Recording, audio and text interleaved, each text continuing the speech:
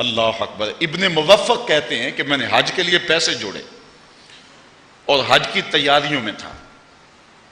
کیا ہوا کہ میری بیوی جو کہ حمل سے تھی، اس نے کہا میرا گوشت کھانے کو جی چاہ رہا ہے۔ رات کا پچھلا پہر تھا، میں نے کہا اللہ کی بندی اب گوشت کہاں سے ملے گا؟ اس نے کہا مجھے نہیں پتا، ضد کر گئی۔ اب ابن موفق کہتا میں اس کے لیے گوشت کی تلاش میں نکلا۔ خیال تھا کہ باہر ہو کر کے آ جاؤں گا اور کہوں گا نہیں ملا، اور ملنا بھی نہیں ہے، لیکن میں ایک گھر کے قریب سے گزرا تو اندر سے گوشت کے پکنے کی خوشبو آ رہی تھی۔ میں نے دروازے کو دستک دے دی۔ ایک خاتون آئی، پردے میں، کہا کیا ماجرا ہے اس وقت؟ میں نے کہا کہ میری بیوی بیمار ہے اور اس کی طبیعت اس وقت چاہ رہی ہے کہ میں چند جو ہے وہ ٹکڑے گوشت کے کھا لوں۔ تمہارے گھر سے گوشت پکنے کی جو ہے وہ خوشبو آ رہی ہے، میں چاہتا ہوں کہ جتنے مرضی پیسے لے لیں، مجھ کو تھوڑا سا گوشت دے دیں۔ اس عورت نے تھوڑی دیر توقف کیا اور پھر اس کے بعد کہا یہ گوشت تمہارے کھانے والا نہیں۔ کہتے ہیں میں نے حیران ہو کے کہا کہ وہ کون سا گوشت ہے جو تم کھا سکتے اور ہم نہیں کھا سکتے؟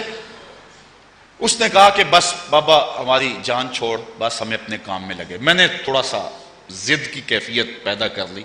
اس نے کہا پھر سنو کہ یہ تمہارے کھانے والا کیوں نہیں اور جو ہے وہ میرے کھانے والا کیوں ہے؟ 3 دن ہو گئے تھے، ہمارے بچے بھوکے تھے اور کھانے کے لیے کچھ نہیں تھا۔ جب فاقوں سے مرنے لگے تو رات کے اندھیرے میں ہم نے ایک کتے کو پکڑ کے اس کے ٹکڑے کیے، اور یہ اس کے پکنے کی کیفیت ہے جو تم محسوس کر رہے ہو۔ ابن موفق کہتے ہیں کہ میرے دل پہ جو ہے وہ بوجھ آ گیا کہ میری بستی میں ایسے لوگ بھی رہتے ہیں جن کو کھانے کے لیے کچھ نہیں ملتا۔ میں نے حج کے لیے جو رقم جوڑی تھی پردے میں لا کے اس کو دے دی اور میں حج پہ نہیں گیا۔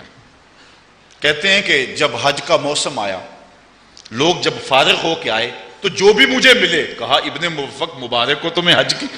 جو بھی حاجی آئے کہے ابن موفق تمہیں مبارک ہو حج کی۔ ابن موفق کہتے ہیں میں کہتا میں نے تو حج کیا ہی نہیں۔ وہ کہتے ہم نے تجھے منع میں دیکھا تھا، کوئی کہے ہم نے تجھے عرفات میں دیکھا تھا، کوئی کہے ہم نے تجھے کنکر مارتے ہوئے دیکھا تھا، کسی نے کہا کہ ہم نے تجھے صفا مروہ کی سعی کرتے دیکھا تھا۔ ابن موفق کہتا میں تو حج پہ گیا ہی نہیں۔ خیر پھر ایک بندہ ڈھونڈتا ڈھونڈتا ابن موفق کے پاس آیا اور کہنے لگا کہ میں جو ہے وہ دعا کر رہا تھا اور میں نے کہا لبیک اللہم لبیک، آواز آئی لا لبیک، تیری کوئی حاضری قبول نہیں، بلکہ جتنے لوگ آئے ہیں کسی کی حاضری قبول نہیں۔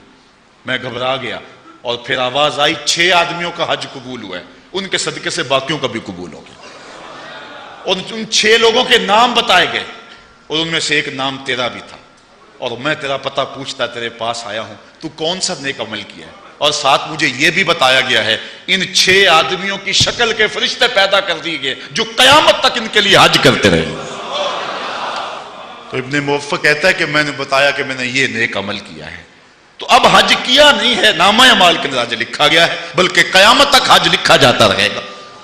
تو نیت کو اگر حسن ہو، اچھائی، اللہ اکبر، اور اگر حاجی بننے کی خواہش ہو اور آرزو ہو کہ لوگ مجھے حاجی کہہ کے پکاریں تو جا کر بھی خالی آ جائے گا، اور اگر نیت میں جمال اور نیت میں حسن پیدا ہو گیا تو جو ہے وہ نور علی نور ہو جائے گا۔